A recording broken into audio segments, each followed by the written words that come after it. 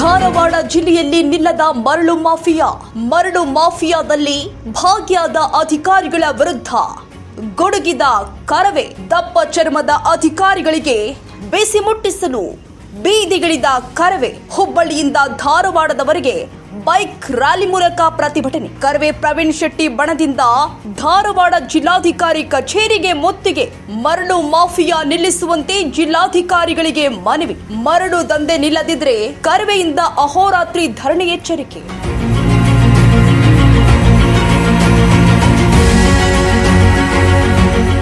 ಧಾರವಾಡ ಜಿಲ್ಲೆಯಲ್ಲಿ ಮರಳು ದಂಧೆ ಸದ್ದು ಮಾಡುತ್ತಿರುವುದನ್ನು ನೋಡಿದ್ರೆ ಒಂದು ಲಾರಿಗೆ ಇವರಿಗೆ ಇಷ್ಟು ಅಂತ ಸುದ್ದಿ ಕೇಳಿ ಕರವೇ ಪ್ರವೀಣ್ ಶೆಟ್ಟಿ ಬಣ ಹೋರಾಟಕ್ಕೆ ಚಾಲನೆ ಕೊಟ್ಟಿದೆ.